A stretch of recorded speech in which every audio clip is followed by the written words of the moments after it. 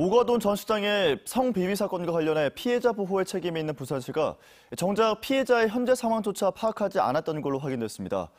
사건 후 충격으로 일터로 복귀하지 못하고 있는 피해자에게 이미 사직한 것이 아니었냐고 되묻고 2차 피해 신고는 우편 접수 또는 홈페이지를 통해서 하라는 황당한 답변을 내놨습니다.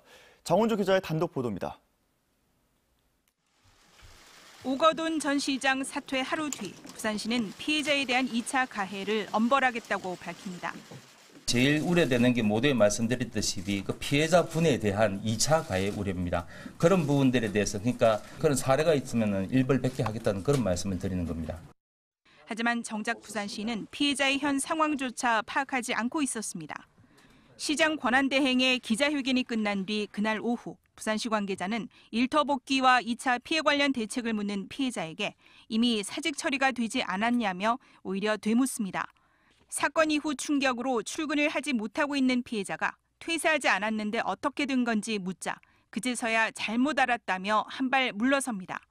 이 관계자는 이어진 성폭력 상담소 관계자와의 통화에서는 2차 피해 관련 최종 책임자가 본인이라면서도 정작 피해 신고 절차를 묻는 질문에는 제대로 대답조차 하지 못했습니다.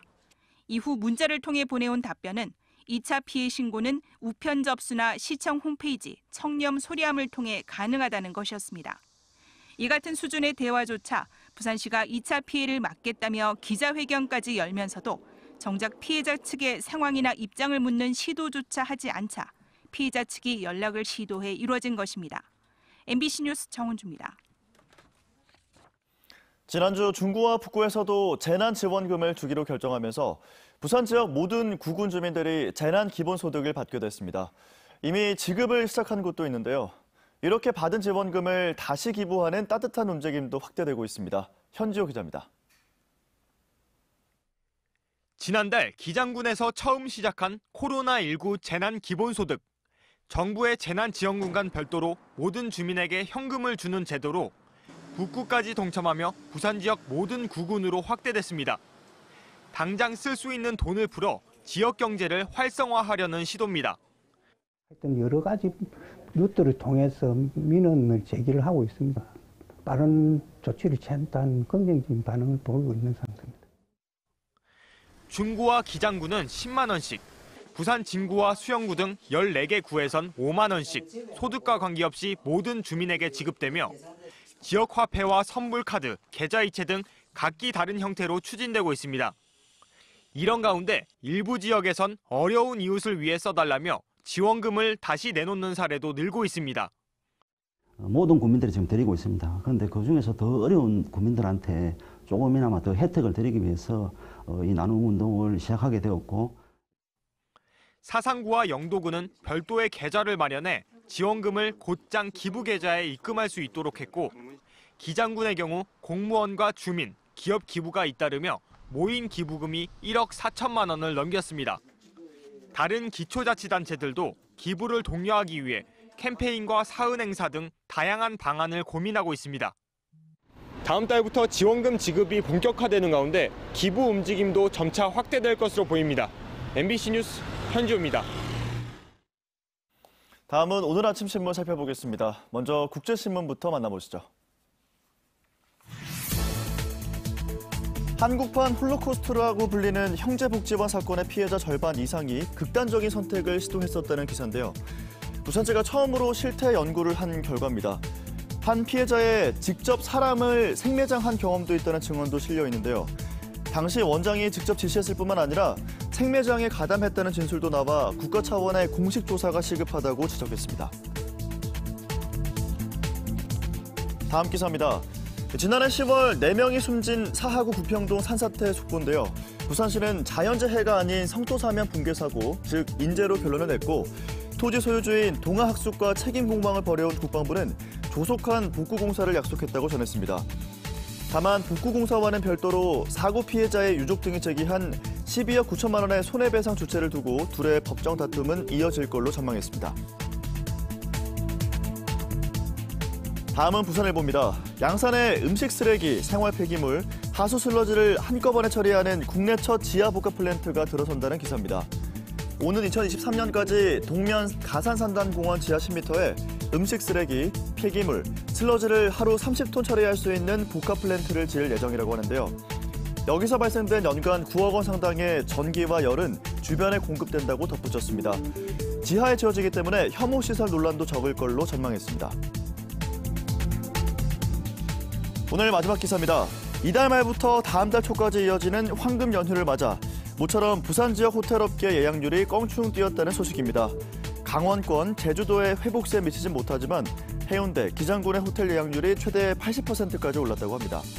하지만 모처럼의 특수에 코로나19가 다시 확산되면 업계의 고세 상태가 길어질 수도 있어서 긴장의 끈을 늦추지 않고 있다고 설명했습니다. 지금까지 오늘 아침 신문 살펴봤습니다. 이번 주는 갈수록 더 따뜻해지겠습니다. 오늘 부산의 아침 기온은 9.5도로 출발하고 있고요. 한낮 기온은 18도로 어제보다 3도가량 낮겠습니다. 오늘은 예년 이맘때 기온을 살짝 밑돌겠지만 이번 주 기온은 오름세를 보이겠고요. 주 후반에는 예년보다 따뜻한 봄 날씨가 찾아오겠습니다. 현재 전국 대부분 지역에 건조특보가 발효 중입니다. 부산도 맑은 날이 이어지며 대기가 바짝 메말라 있는데요. 주말까지 비 소식이 없어서 수일째 계속되고 있는 건조주의보는 건조경보로 강화될 가능성이 있겠습니다. 이어서 자세한 지역별 기온 살펴보겠습니다. 오늘 아침 기온은 어제보다 1도에서 2도가량 낮게 출발하고 있습니다. 낮에는 기온이 껑충 올라서 일교차가 크게 벌어지겠는데요. 한낮에 부산 18도, 양산과 창원이 20도, 남해는 21도로 어제와 비슷하겠습니다. 바다의 물결은 전해상에서 비교적 잔잔하게 일겠습니다. 주말까지 대체로 맑겠고 기온은 점차 올라서요. 주 후반에는 5월 하순만큼 따뜻해질 전망입니다. 날씨였습니다. 미투 사건으로 오명을 입었던 밀양 연극촌이 이름을 바꾸고 민간의 운영을 위탁하는 등 재기에 시동을 걸고 있습니다. 연극 무대뿐 아니라 교육과 체험까지 가능한 종합 문화예술 공간으로 탈바꿈할 계획입니다. 문철진 기자입니다. 공연예술축제와 연극인 양성소 등으로 명성을 쌓으며 밀양을 연극의 도시로 이끌었던 밀양연극촌. 하지만 지난 2018년 연희단 거리패의 미투 사건으로 오명을 입으며 한동안 문을 닫기도 했습니다. 밀양시는 연극촌의 부정적인 이미지를 쇄신하고 옛 명성을 되찾기 위해 공모를 통해 밀양 아리나로 이름을 바꿨습니다. 운영도 민간에 맡기기로 하고 연극영화과와 실용음악 등 예술 관련 전공을 두루 갖춘 대경대학교 산학협력단을 사업자로 선정했습니다. 대경대학교는 앞으로 3년 동안 밀양연극촌을 맡아 다양한 예술 무대와 문화 프로그램을 운영하며 새로운 변신을 시도할 계획입니다. 예체능 특성화대학이다 보니까 예술 교육과 예술 기획 프로그램들을 다양하게 개발을 해서 시도민에게 다가가는. 이와 더불어 밀양시는 문화체육관광부의 지원 사업을 통해 연극촌 내 게스트하우스와 극장도 리모델링할 계획입니다. 공사가 완료되면 연극 공연뿐만 아니라 시민들을 대상으로 한 예술 교육과 문화 체험도 가능한 복합 예술 공간으로 탈바꿈할 수 있을 것으로 기대하고 있습니다. 우리 시민 또는 내부인들이 찾아와서 체험하고 활동할 수 있는 365일 열려있는 그런 공간으로 밀양 연극촌의 변신이 연극도시 부활의 신호탄이 될 수 있을지 관심이 모아지고 있습니다. MBC 뉴스 문철진입니다. 이달 들어서만 부산에서는 중대산업재해가 벌써 2건 발생했습니다. 작업자들이 하수관 속에서 질식하고 또 건설 장비에 치여 숨진 건데요. 올해부터 이른바 김용균법이 시행돼 산업안전이 강화됐지만 왜 똑같은 사고가 계속 일어날까요? 생생 인터뷰, 오늘은 노동법률 전문가에게 산업 현장의 안전 실태를 들어봅니다. 송광무 기자입니다. 지난 9일 부산의 한 하수관 속에서 작업자 3명이 일산화탄소에 질식해 숨졌습니다. 마스크와 환기장치는 부실했고 작업 전 안전교육도 이루어지지 않았습니다. 숨진 이들은 중국 동포로 하청업체 직원들이었습니다. 10년 넘게 노동 현장을 뛴 공인노무사 유선경 씨는 작업자들이 숨져가는 과정은 과거나 지금이나 똑같다고 지적합니다. 작년 9월 추석 때쯤에 경북 영덕에서 그 오징어 탱크 들어가셨다가 사망하신 분들 계셨지 않습니까? 그분들도 이주 노동자였고 똑같이 질식사를 하셨었거든요. 마스크 없었던 거 똑같고. 이 같은 위험의 외주화를 방지하기 위한 새로운 산업안전보건법이 시행된 건 올해 1월. 발주자 처벌 조항이 생기고 원청업체와 같은 도급인의 책임을 강화한 것이 핵심입니다. 하지만 여기에도 함정은 존재합니다. 그 내용이 이제 서류 작성 정도에 불과한 거죠. 안전대장 만들었는지 안 만들었는지. 그리고 모든 발주자에게 해당되는 것이 아니라 건설공사, 특히 50억 원 이하의 건설공사는 해당이 안 되고. 과거에는 제대로 된 법이 없었을까? 사망사고를 일으킨 사업주에게 적용됐던 7년 이하 징역이나 1억 원 이하 벌금 조항은 재판 과정에서 크게 축소됩니다. 실제 집행된 판결문들을 보면 6개월, 1년 이 정도에 불과하고 그것마저도 집행유예 되는 경우가 많다라는 거죠. 유 노무사는 안전교육의 중요성을 강조합니다. 어디에 어떤 위험이 있는지 들어본 사람과 그렇지 않은 사람은 분명 차이가 있다는 것. 하지만 교육이 아예 없거나 부실한 게 다반사라고 지적합니다. 안전교육에 그냥 대장의 작성 사인만 안전교육을 했다라고 내놓은 자료를 보면 성인병 예방 교육, 담배 흡연이 우리 건강에 어떤 영향을 미치는가. 위험 작업장에서 작업 중단을 요구할 수 있는 분위기를 만드는 것도 중요하다고 설명합니다. 그걸 할 수 없는 풍토라면 교육을 받고 얘기를 하고 싶어도 못하고 꾸역꾸역 하다가 그냥 그 일 그만두는 거 외에는 방법이 없는 거겠죠. 지난해 산업재해로 숨진 이들은 855명, 하루 2.3명 꼴입니다. 유 노무사는 개정법이 선언 수준에 그치지 않으려면 결국 현장과 가장 가까운 지자체의 관심과 대응이 병행되어야 한다고 덧붙였습니다. MBC 뉴스 송광모입니다.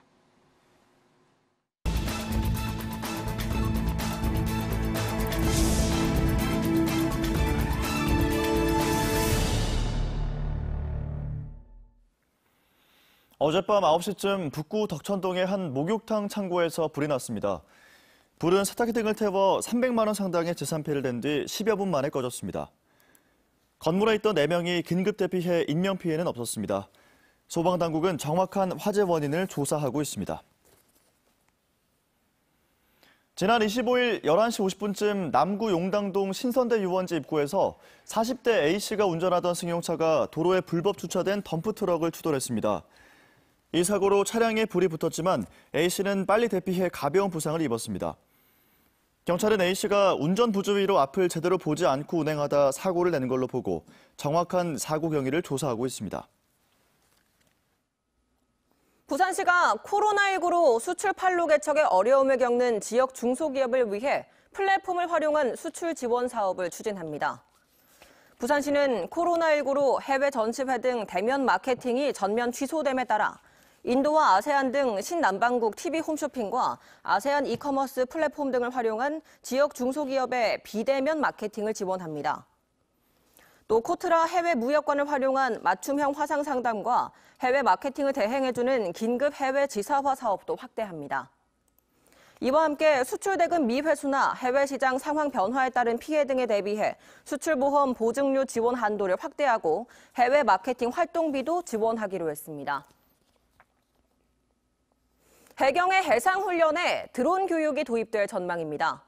남해지방해양경찰청은 올해 하반기 해상종합훈련 종목에 드론 운용술 항목을 새로 만들어 모두 13개 종목에 대한 평가를 진행할 예정이라고 밝혔습니다. 남해해경청은 수색 구조와 불법 조업 단속 등 업무 현장에서 드론 활용 빈도가 높다며 전담 교수를 투입해 전문 인력 양성에 힘쓸 것이라고 덧붙였습니다. 부산 유일의 동물원인 삼정더파크가 부산시와 운영사와의 운영 연장 협의가 무산되면서 개장 6년 만에 공식 폐업했습니다. 부산시는 더파크 운영사인 삼정기업과 진행한 2개월 운영 연장 협의에서 합의점을 찾지 못함에 따라 운영사 측이 지난 25일자로 폐업에 들어갔다고 밝혔습니다. 부산시는 이에 따라 새로운 사업자 선정이나 민간 사업자에 대한 매각 방안을 서둘러 마련하기로 하는 등 동물원의 활성화를 위한 대책을 수립한다는 방침입니다. 지난 2014년부터 운영을 시작했던 더파크는 경영난과 함께 시설 매수 협약을 놓고 운영사와 부산시 사이의 갈등이 증폭되면서 결국 6년 만에 문을 닫게 됐습니다. 국내산 마늘이 해외에서 슈퍼푸드로 부상하고 있습니다. 부산 본부 세관에 따르면 부산 경남 지역의 깐마늘 수출은 올해 1분기 193톤으로 지난해 4분기와 비교해 500% 이상 증가했고 특히 미국과 호주로의 수출이 눈에 띄게 증가된 것으로 나타났습니다. 이처럼 올 들어 마늘 수출량이 크게 증가한 것은 최근 마늘 시장 작황 여건이 좋아 출하량이 증가하면서 고품질 마늘의 물량 확보가 가능해졌기 때문으로 분석됩니다. 또 한미 FTA 체결로 미국으로 수출하는 국산 마늘에는 무관세가 적용되면서 중국산에 비해 가격 경쟁력 확보 등 틈새 시장을 파고들 수 있는 여건이 만들어진 것도 한 요인으로 분석됩니다. 금정구는 취업과 유학 등으로 체류하는 외국인을 위해 민원 안내와 상담 등을 통역해주는 민원 통역 서비스를 운영합니다. 이를 위해 영어나 중국어, 일본어에 능통한 구청 직원 4명을 민원 통역관으로 지정해 외국인에게 민원 업무를 안내하기로 했습니다. 또 그 밖에 다른 언어를 쓰는 외국인을 위해 부산 외국어대학교 다문화센터 등과 연계해 유선으로 통역 서비스를 제공할 예정입니다. 동래구의회는 재난긴급생활지원금 등 코로나19에 따른 구의 재정 부담이 커지자 어려움을 함께 극복하기 위해 구의회 예산 일부를 반납하기로 했습니다. 동래구의회는 전체 구의원 13명 만장일치로 국외 연수비, 의정정책개발비 전액과 업무 추진비 일부 등 예산 1억 750만 원을 반납하기로 결정했다고 밝혔습니다. 반납한 예산은 동래구 재난기본소득과 침체된 지역경제 활성화 지원 등에 사용될 예정입니다. 이번 주는 갈수록 더 따뜻해지겠습니다. 오늘 부산의 아침 기온은 9.5도로 출발하고 있고요. 한낮 기온은 18도로 어제보다 3도가량 낮겠습니다. 오늘은 예년 이맘때 기온을 살짝 밑돌겠지만 이번 주 기온은 오름세를 보이겠고요. 주 후반에는 예년보다 따뜻한 봄 날씨가 찾아오겠습니다. 현재 전국 대부분 지역에 건조특보가 발효 중입니다. 부산도 맑은 날이 이어지며 대기가 바짝 메말라 있는데요. 주말까지 비 소식이 없어서 수일째 계속되고 있는 건조주의보는 건조경보로 강화될 가능성이 있겠습니다. 이어서 자세한 지역별 기온 살펴보겠습니다. 오늘 아침 기온은 어제보다 1도에서 2도가량 낮게 출발하고 있습니다. 낮에는 기온이 껑충 올라서 일교차가 크게 벌어지겠는데요. 한낮에 부산 18도, 양산과 창원이 20도, 남해는 21도로 어제와 비슷하겠습니다. 바다의 물결은 전해상에서 비교적 잔잔하게 일겠습니다. 주말까지 대체로 맑겠고 기온은 점차 올라서요. 주 후반에는 5월 하순만큼 따뜻해질 전망입니다. 날씨였습니다.